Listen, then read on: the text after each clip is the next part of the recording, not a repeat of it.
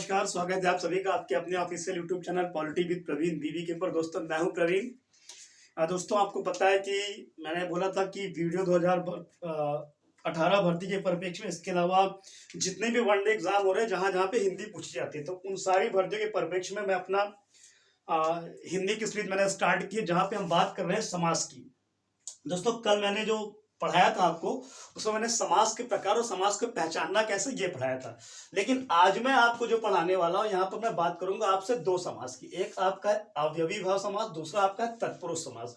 थोड़ा सा लिखने में मिसमैच हो गया, ऊपर ज्यादा मैंने कम लिखा, नीचे ज्यादा हो गया, तो मैं इस बात का अगले वीडियो में ध्यान रखूंगा। प्लीज आप थोड़ा सा आप लोग कंप्रोमाइज करिएगा, है ना। तो बात करता हूं बेटा मैं अवयवी भाव समास की। दोस्तों याद है, समास पूरा करने के बाद में मैं अपने ही चैनल पे, उसमें मैं टेलीग्राम का आपको लिंक दे दूंगा। मैं जितने भी इंपॉर्टेंट आपके समास इनकी पीडीएफ पूरी प्रोवाइड करूंगा आपको।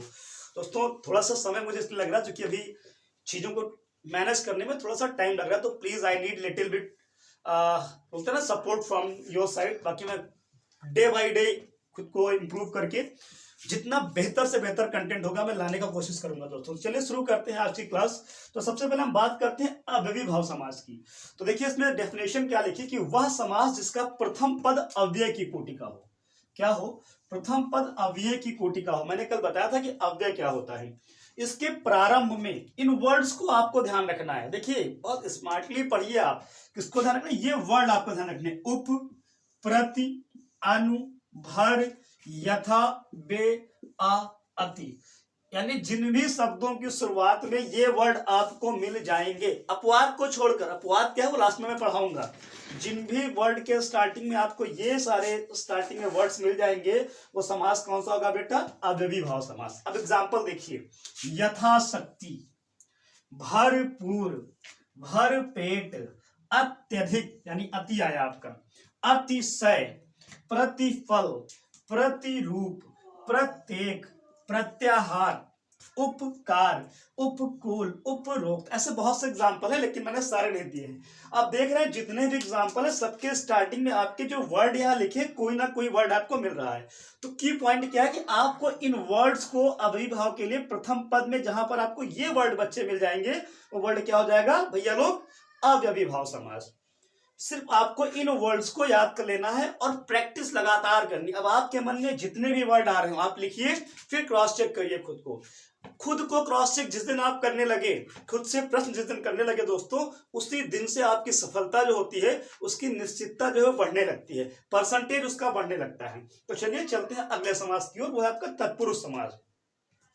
तत्पुरुष समास की अगर हम बात करें तो लिखा है मैंने कि ऐसा समास जिसका दूसरा, देखो यहां लिखा प्रथम पद प्रधान, ध्यान देना आपको लाइन पे, जिसका दूसरा पद प्रधान हो। सबसे पहले आपको इस लाइन को अंडरलाइन कर लेना है आपको। दूसरा पद प्रधान हो तथा दोनों पदों के बीच कारक चिन्ह लुप्त हो, गायब हो। अब एग्जाम्पल में आपको दिखाऊंगा क्या हो। दूसरा पद प्रधान हो, ध्यान देना, जो वर्ड होगा उसका दूसरा पद प्रधान होगा और दोनों के बीच में कारक चिन्ह, कारक भी आपके वीडियो की परीक्षा में या जितने भी आपके वनडे एग्जाम है सबके सिलेबस में वो आपको पढ़ाया जाएगा।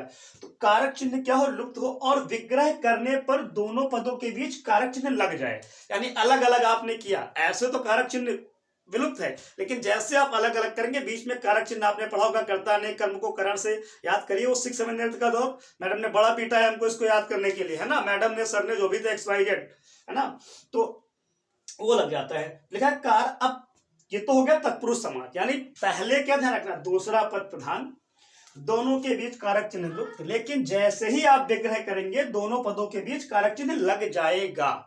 पहला पॉइंट आपका ये हो गया।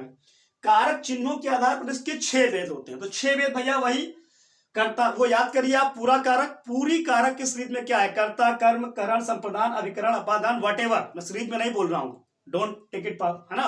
मतलब आप बोलो गुरुजी ऐसे बता रहे हैं, तो ऐसे में समझाने के लिए बता रहा हूं।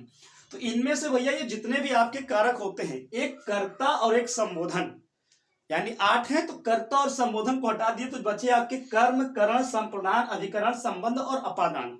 तो ये तत्पुरुष समास के भेद में आते हैं, ये भी आपको पढ़ाए जाएंगे जहां से आवश्यक होगा, ठीक है ना। तो 6 भेद जब आपसे पूछेंगे और आपको उनका नाम याद करना है, तो नाम में क्या है? 2 नाम आप याद करिए, एक कर्ता नहीं होता, एक संबोधन नहीं होता, बाकी सारे होते हैं। सारे आपको याद करने की आवश्यकता नहीं, है ना। अब अगर इसके एग्जाम्पल की हम बच्चा बात करें तो एग्जाम्पल क्या लिखा है, राजपुत्र। तो जब इसका समास विग्रह करेंगे क्या हो जाएगा, ये राजा का पुत्र। ग्रामग्रत, ग्राम को गांव को गत यानी गांव को जाने वाला। पदच्युत है ना, ऋण मुक्त, आराम कुर्सी, अनारदाना, ज्वरग्रस्त जैसे ज्वर से ग्रस्त, रस भरी रस से भरी, ऋण मुक्त ऋण से मुक्त, आराम कुर्सी आराम के लिए कुर्सी, अनारदाना अनार का दाना। तो जो बीच में से की का मैं बोल रहा हूं दोस्तों, यही आपके कारक होते हैं और इसीलिए बोला गया यहां पर कि इनके बीच में क्या है, विग्रह करने में दोनों के बीच में कारक चिन्ह लग जाए।